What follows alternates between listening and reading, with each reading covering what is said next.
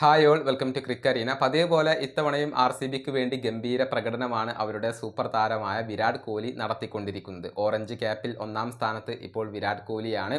കഴിഞ്ഞ മത്സരത്തിൽ CSKക്കെതിരെ ഒരു ഗംഭീര ഇന്നിങ്സാണ് അദ്ദേഹത്തിൻ്റെ ഭാഗത്ത് നിന്നുണ്ടായിട്ടുള്ളത്. 33 പന്തുകളിൽ നിന്ന് 62 റൺസ് സ്വന്തമാക്കാൻ വിരാട് കോഹ്ലിക്ക് കഴിഞ്ഞിരുന്നു.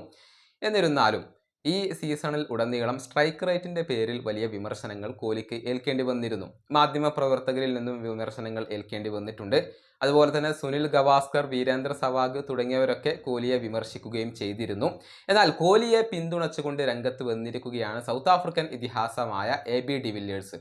നമുക്കറിയാം, ദീർഘകാലം RCBക്ക് വേണ്ടി ABD കളിച്ചിട്ടുണ്ട്. വിരാട് കോഹ്ലിയുടെ ഉറ്റ സുഹൃത്താണ്. ഒരു വലിയ പിന്തുണ തന്നെയാണ് അദ്ദേഹം പ്രഖ്യാപിച്ചിട്ടുള്ളത്.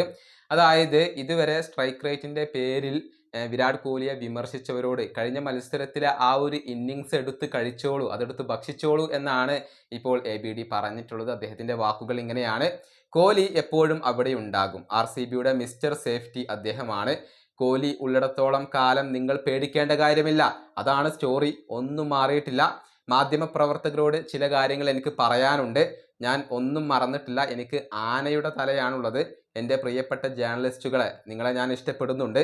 പക്ഷെ നിങ്ങൾ കോഹ്ലിയുടെ ബാറ്റിംഗ് സ്ലോ ആണ് എന്ന് പറഞ്ഞത് ഞാൻ ഓർക്കുന്നു. കഴിഞ്ഞ ദിവസം കോഹ്ലിയുടെ സ്ട്രൈക്ക് റേറ്റ് 200-ന് അടുത്താണ്. അതുകൊണ്ട് നിങ്ങൾ അതെടുത്ത് കഴിച്ചോളൂ. ഇതാണ് ഇപ്പോൾ ABD തൻ്റെ ആ ഒരു വീഡിയോയിൽ പറഞ്ഞിട്ടുള്ളത്. കോഹ്ലിക്ക് അദ്ദേഹം പിന്തുണ പ്രഖ്യാപിക്കുകയാണ് ചെയ്തിട്ടുള്ളത്.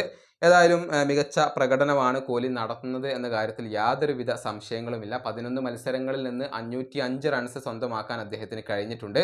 63.13 ആണ് അദ്ദേഹത്തിൻ്റെ ഒരു ആവറേജ് വരുന്നത്. ഈ വീഡിയോയുടെ അവസാനിപ്പിക്കുന്നു. അടുത്തൊരു വീണ്ടും കാണാം.